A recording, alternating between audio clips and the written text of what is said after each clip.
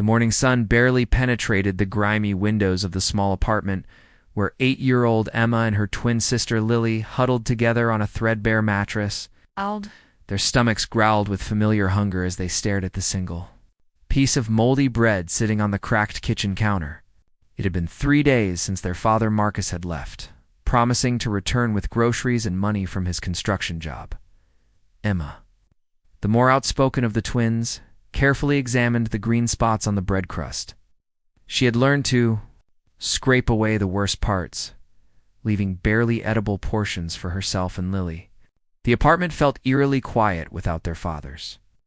Heavy footsteps, or the sound of the television that had been sold weeks ago to pay rent. Maybe.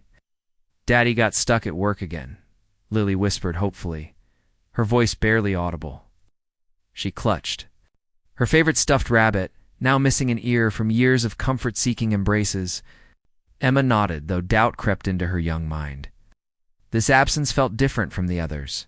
Their loyal German shepherd Rex lay by the door with his head resting on his paws. The dog's ribs were beginning to show through his once thick coat, and his usual playful energy had diminished 2 occasional tail wags when the girls spoke to him. Rex had been their constant companion, often sharing whatever scraps of food the family could manage. The twins had developed a routine during their father's absences. They would ration whatever food remained, take turns reading from their few picture books, and create elaborate, imaginary games to distract from their growing hunger. Emma had become surprisingly resourceful, learning to operate the can opener and carefully dividing any remaining canned goods into tiny portions that could last for days.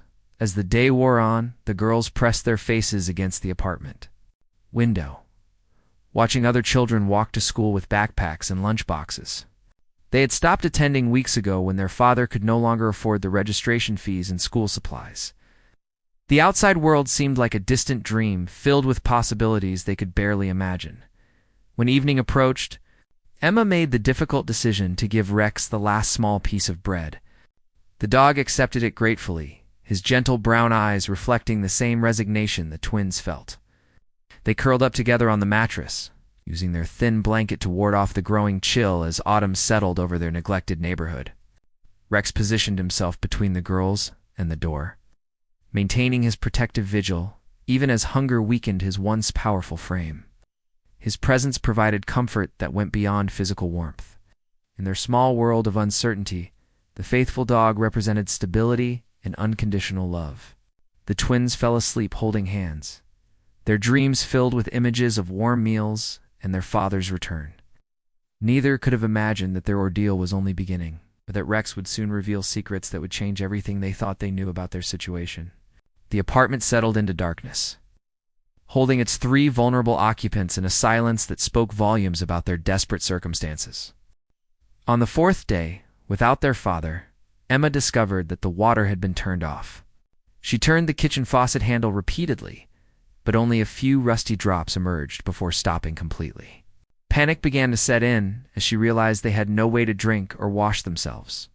Lily sat on the floor, tears streaming down her dirty cheeks, as the reality of their situation became impossible to ignore. Rex began behaving strangely that morning.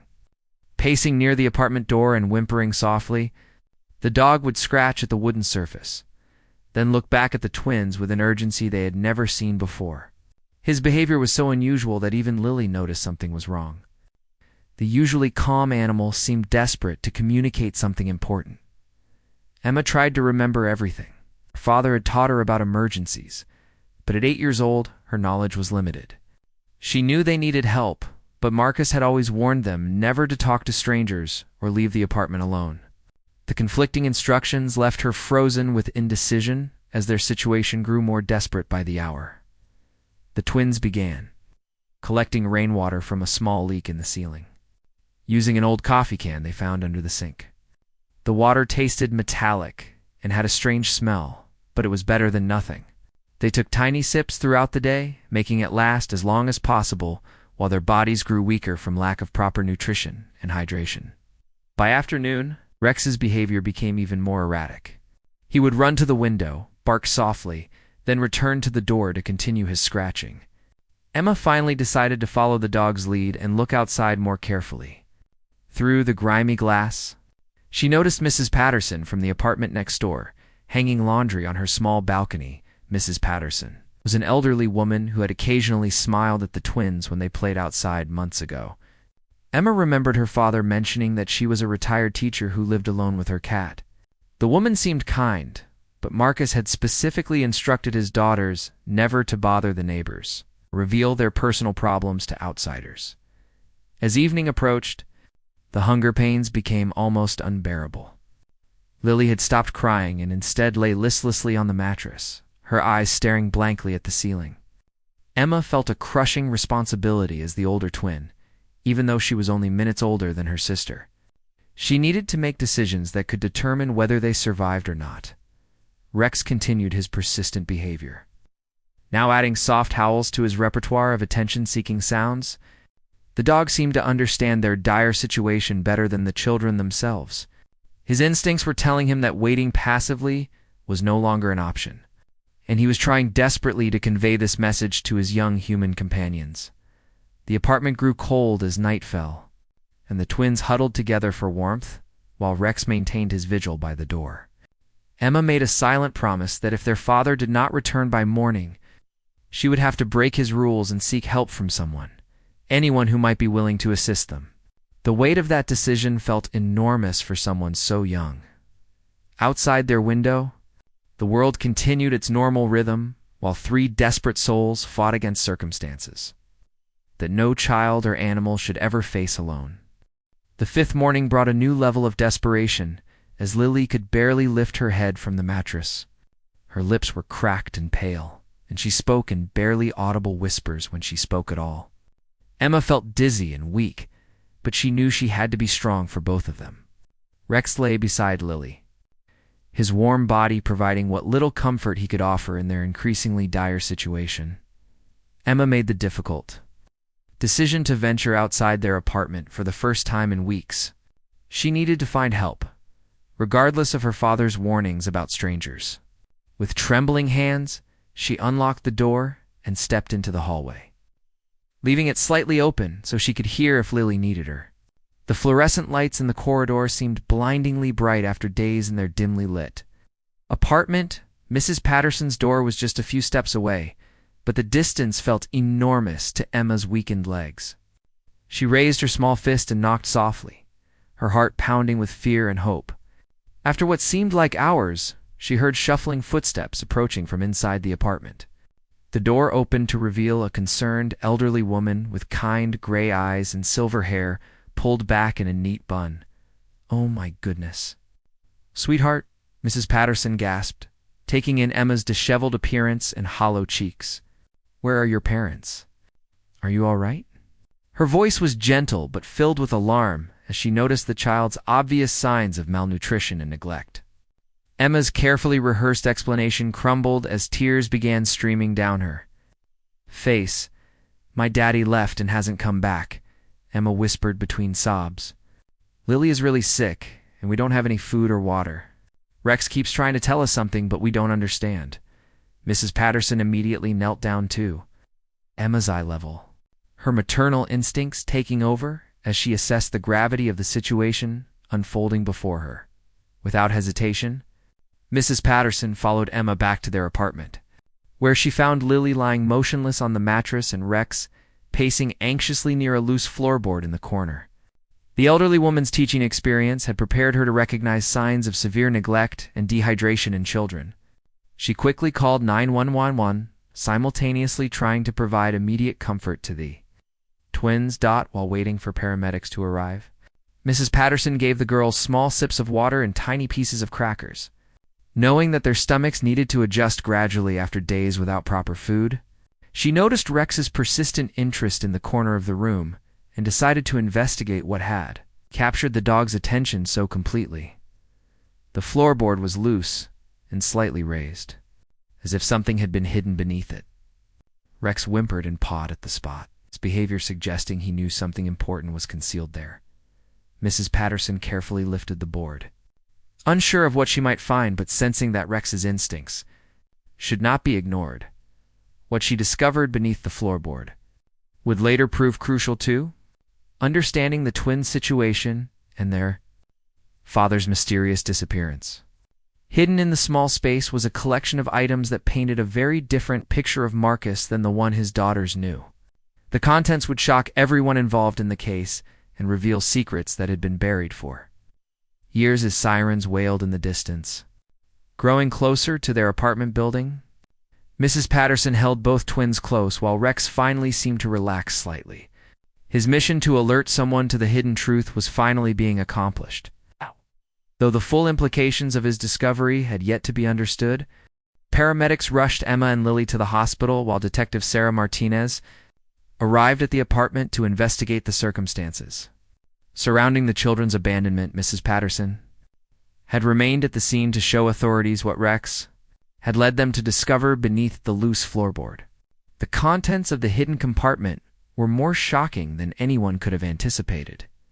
Inside the small space, Detective Martinez found a collection of false identification documents, bundles of cash wrapped in plastic, and most disturbing of all, newspaper clippings about missing children from various states spanning the past decade.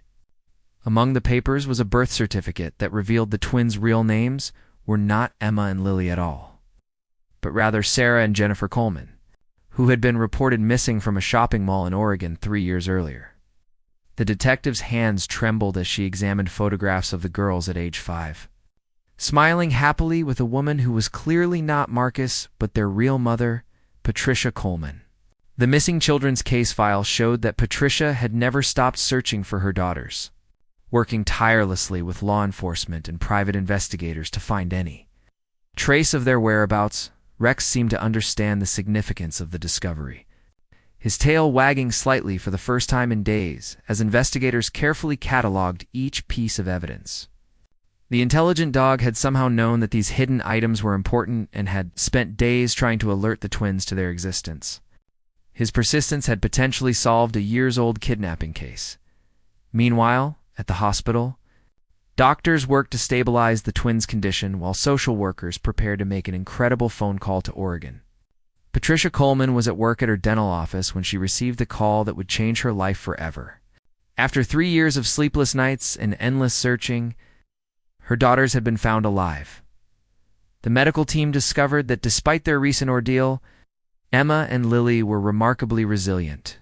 Their father, whoever he really was, had apparently cared for them adequately until recently, though he had kept them isolated from schools and other children to avoid detection. Blood tests confirmed their true identities, matching DNA samples that Patricia had provided to the missing children's database years earlier. Detective Martinez began piecing together Marcus's true identity through the false documents found in his apartment. His real name was Thomas Brennan, convicted kidnapper who had escaped from prison 5 years earlier while serving time for child abduction. The realization that he had been living undetected with 2 stolen children for years sent shockwaves through the law enforcement community. The investigation revealed that Thomas had been operating under multiple false identities, moving from state to state and staying in low-income housing where few questions were asked about his background. He had apparently targeted Patricia Coleman because she was a single mother, making the children easier to take during a crowded shopping trip. The careful planning behind the kidnapping was both methodical and terrifying as news of the discovery spread. Church teams were deployed to locate Thomas Brennan, who had now been missing for 6 days. His sudden disappearance remained a mystery, with investigators unsure whether he had abandoned the children intentionally or if something more sinister had occurred. The timeline of his departure suggested he may have sensed that authorities were closing in on his location. Rex was temporarily placed in the care of animal control while authorities determined his role in the case and decided his future. The heroic dog had not only helped save the twins' lives, but it also provided the key evidence needed to reunite them with their real mother. His loyalty and intelligence had turned him into an unlikely hero in a case that captured national attention. Patricia Coleman boarded the first available flight from Oregon to reach her daughters. her hands shaking as she clutched the phone containing the first photograph she had seen of them in 3 years. The girls had grown so much during their time in captivity, transforming from chubby-cheeked 5-year-olds into thin, ashy-year-olds who bore the weight of experiences no child should endure. Her heart broke and soared simultaneously as she prepared. For a reunion she had dreamed about every single day. At the hospital, child psychologists worked gently with Emma and Lily to help them understand the truth about their situation. The revelation that Marcus was not their real father and that they had been kidnapped created confusion and fear in their young minds. They had loved the man they knew as their father, despite his recent absence, and struggled to comprehend that their entire lives had been built on deception. Dr. Amanda Foster, the lead psychologist, explained to the twins that their real mother had been searching for them tirelessly and loved them very much. She showed them carefully selected photographs of Patricia and their former life, hoping to trigger some buried memories from their early childhood. Emma seemed to have faint recollections of a woman with dark hair who sang lullabies, while Lily remembered fragments of a yellow bedroom with butterfly decorations. The reunion took place in a specially prepared room at the hospital, with counselors and medical staff nearby to provide support if needed. Patricia entered slowly, tears streaming down her face as she saw her daughters for the first time since that horrible day at the shopping mall. The twins looked uncertain and frightened, clinging to each other as they faced this stranger who claimed to be their mother. Sarah, Jennifer. Patricia whispered, using their real names for the first time in years. "My beautiful girls, I've been looking for you every day. I never stopped believing I would find you." Her voice broke with emotion as she knelt down to their eye level, not wanting to overwhelm them with her desperate need to hold them close. The twins looked at each other in confusion. Not recognizing the names they had been called before their kidnapping, Emma, still protective of her sister, stepped slightly forward and asked quietly, "Are you really our mommy?" Marcus said, "Our mommy didn't want us anymore." Patricia's heart shattered at the lie Thomas had told her daughters. But she controlled her anger and focused on reassuring the confused children. She pulled out a locket she had worn every day since their disappearance, containing their baby pictures and locks of their hair from their first haircuts. The psychological impact of learning their true identities, while still worrying about the man they had known as their father, created complex emotions for both twins. They felt guilty for caring about Marcus despite learning he had stolen them from their real family. Dr. Foster assured them that their feelings were normal, and that healing would take time and patience from everyone involved. Meanwhile, the search for Thomas Brennan intensified as federal agents joined the investigation. His photograph was distributed nationwide, and tips began pouring in from people who thought they had seen him in various locations. The manhunt revealed the extent of his criminal network. As investigators discovered, he had been involved in multiple child trafficking operations across several states. Rex remained at the animal shelter, but Patricia had already expressed interest in adopting the dog who had saved her daughters' lives. The German Shepherd had become a symbol of loyalty and protection in a story that had captivated the nation's attention. His role in revealing the hidden evidence had made him a hero, and thousands of people had offered to provide him with a loving home. The twins' recovery would be a long process involving extensive therapy, medical care, and gradual adjustment to their new reality. Patricia took leave from her job to focus entirely on helping her daughters heal and rebuilding the relationship that had been stolen from them years earlier. The road ahead would be challenging, but they were finally together again, and that was what mattered most. 2 weeks after the reunion, federal agents received a breakthrough tip from a truck driver who had seen Thomas Brennan at a rest stop 3 states away. The fugitive had apparently been living out of his car, moving constantly to avoid detection while the nationwide search intensified. Security cameras at gas stations and restaurants confirmed his movements, creating a trail that investigators could follow as they closed in on his location. The arrest came at dawn when a SWAT team surrounded Thomas at a cheap motel where he had been hiding for several days. He surrendered without resistance, appearing gaunt and exhausted from weeks of running. During questioning, he revealed shocking details about his criminal operations and the network of people who had helped him kidnap and traffic children across state lines for years. Thomas's Confession provided closure to dozens of cold cases involving missing children. Though not all the stories had happy endings like the Coleman twins, he had been operating as part of a larger organization that specialized in taking children from single parents or families going through difficult times. The twins had been fortunate that he had decided to keep them rather than sell them to other criminals as originally planned. During his interrogation, Thomas claimed he had genuinely grown to care for Emma and Lily, which explained why he had kept them for 3 years instead of following his usual pattern of quick disposal. He said his recent abandonment of them was prompted by a paranoia that authorities were getting too close to discovering his identity. His decision to flee had inadvertently saved the children's lives by leading to their discovery and rescue. Back in Oregon, Patricia worked tirelessly to help her daughters adjust to their new life while processing the trauma of their ordeal. The twins had begun using their real names, though they still occasionally slipped and called each other Emma and Lily. Family therapy sessions helped them understand that loving the man they had, known as their father, while also being grateful for their rescue, was a normal and healthy response to their confusing situation. Rex had officially joined the Coleman family, and his presence provided comfort and stability for the twins during their adjustment period. The loyal dog seemed to understand his new role as protector and companion, never leaving the girls' sides as they navigated the challenges of returning to normal childhood activities. His intelligence and devotion had made him an integral part of their healing process. The twins slowly began attending school again, though they required special accommodations to help them catch up academically and socially. Their years of isolation had left them behind their peers in many ways, but they showed remarkable resilience and determination to succeed. Teachers and classmates were amazed by their strong bond and their ability to support each other through difficult transitions. Media attention surrounding their case had made them minor celebrities, but Patricia worked hard to protect their privacy and allow them to heal away from public scrutiny. She established a foundation to help other families of missing children, using her experience to provide support and resources that had been invaluable. During her own search for her daughters, the psychological evaluations revealed that, despite their traumatic experience, both twins had maintained their core personalities and shown impressive emotional strength.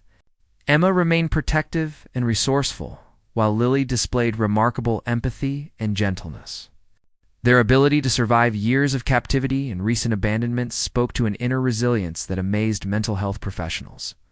As the legal proceedings against Thomas Brennan moved forward, prosecutors prepared a case that would likely result in multiple life sentences for kidnapping, child trafficking, and numerous other charges. The evidence found in his apartment, combined with his detailed confession, created an airtight case that would ensure he could never harm another child again. Justice was finally being served for crimes that had destroyed countless families over the years. 1 year later, Sarah and Jennifer Coleman had transformed from the frightened, malnourished children found in that desperate apartment into thriving, happy girls who were reclaiming their childhood one day at a time. Their yellow bedroom, recreated exactly as Patricia remembered it from years before, once again echoed with laughter and bedtime stories. The butterfly decorations that Jennifer had dimly remembered now brought smiles instead of confusion as recovered memories became treasured moments. Rex had become more than just a pet to the family. He was their guardian angel with 4 legs and a wagging tail. The German Shepherd continued to display the same protective instincts that had saved the twins' lives. But now his vigilance was directed toward normal childhood concerns like ensuring the girls were safe while playing in their backyard. His intelligence had earned him recognition from multiple animal welfare organizations, and his story inspired countless people to adopt rescue animals. Patricia's Foundation for Missing Children had grown into a national organization that provided resources, support, and investigative assistance to families facing every parent's worst nightmare. The Coleman Foundation had already helped locate 17 missing children and provided counseling services to hundreds of families. Patricia's personal experience gave her credibility and compassion that made her an effective advocate for legislative changes in how missing children cases were handled. Legal proceedings against Thomas Brennan concluded with him receiving 7 life sentences without the possibility of parole. His conviction led to the dismantling of the entire child trafficking network he had been part of, resulting in dozens of additional arrests and the rescue of other children who had been living in similar circumstances. The case had become a landmark in federal law enforcement's approach to combating organized child abduction. Patters, Mrs. Patterson, the neighbor whose quick thinking had initiated the rescue, remained close to the Coleman family and had become an honorary grandmother to the twins. Her decision to investigate Rex's persistent behavior and call for help had changed the trajectory of multiple lives. She often visited to help with homework and share stories about her years as a teacher, providing stability and wisdom that enriched the girls' recovery process. Sarah had emerged as a natural leader and advocate, often speaking at her mother's foundation events about the importance of trusting your instincts and seeking help when needed. Her experience had given her a maturity beyond her years, but she had also learned to embrace the simple joys of childhood that had been denied to her for so long. She excelled in school and had developed a passion for reading that helped her explore worlds beyond her traumatic experiences. Jennifer had channeled her gentle nature into a love of animals. Inspired by Rex's loyalty and heroism, she volunteered at the local animal shelter and had convinced her mother to foster several dogs who were waiting for permanent homes. Her empathy and kindness toward all living creatures had become her defining characteristics, showing how even the darkest experiences could nurture compassion rather than bitterness. The twins still attended regular therapy sessions, but they had progressed from trauma counseling to normal childhood guidance as they navigated typical preteen challenges. Their bond remained unbreakable, strengthened by shared experiences that no one else could fully understand. They had learned to support each other while also developing their individual identities and interests as they grew into confident young people. As the family gathered for dinner on the anniversary of their reunion, Patricia looked around the table at her daughters laughing over Rex's attempts to catch falling food scraps, and felt overwhelmed with gratitude. The nightmare years of searching and wondering had ended, but the journey of healing and rebuilding had created something even stronger than what they had lost. Their story had become one of hope, resilience, and the power of never giving up on love. The yellow bedroom with butterfly decorations now housed two remarkable young girls who had survived the unthinkable and emerged with their spirits intact. Rex slept peacefully at the foot of their beds each night, his mission complete but his devotion eternal. The Coleman family had not just survived their ordeal, they had transformed it into a force for good that would help countless other families for generations to come.